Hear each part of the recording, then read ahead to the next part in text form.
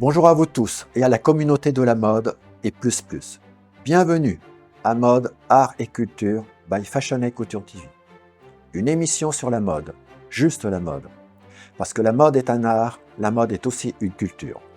Aujourd'hui, je vous présente Versace. Gianni Versace est né le 2 décembre 1946 à Reggio, dans la région de Calabre. Il décédera le 15 juillet 1997 à Miami Beach, en Floride. C'est un styliste italien et fondateur de la marque Versace, connu dans le monde entier. Ami de vedettes de son époque comme Naomi Campbell, Elton John, Madonna.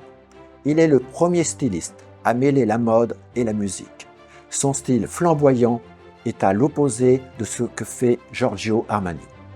En 1972, âgé de 26 ans, après quelques stages à Paris et Londres, il s'installe à Milan, dans la capitale de la mode. En 1978, il crée sa marque avec son frère et sa sœur Donatella, que l'on connaît encore et présente sa première collection dans sa boutique. Il dessine également en parallèle des costumes pour spectacles, théâtre, ballet dansant.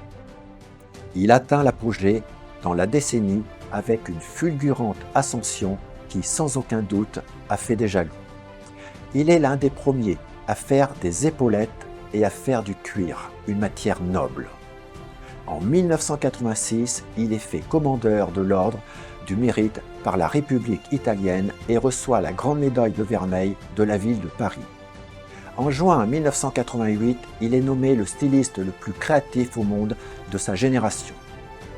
Il installe ses bureaux dans un ancien couvent du XVIIe siècle de Milan, dont le dernier étage lui est réservé. Entre autres, on y trouve de nombreuses œuvres d'art, des marbres et des bronzes. Le 3 décembre 1995, Elton John lui remet un Music Award pour sa participation de la mode avec la musique. Et c'est le 15 juillet 1997, en sortant de son domicile, qu'il sera assassiné. Il avait 50 ans. Dans les jours à venir, des empreintes désignent le coupable, un tueur en série américain, Andrews Cunanan, qui se suicidera quelques jours après, alors qu'il était encerclé par la police qui venait l'arrêter. C'est sa sœur Donatella, dont je vous ai déjà parlé, qui reprendra le flambeau en tant que créatrice. Puis viendra Michael Cox. Elle cédera la direction artistique à Dario Vital, ex-Miu Miu, qui appartient à L'Oréal. Tout ceci depuis avril 2025. Sauf que décembre 2025, la presse fait état du rachat par Prada. Waouh, ça bouge dans le monde du luxe. Allez, à très vite. N'oubliez pas de vous abonner, c'est gratuit.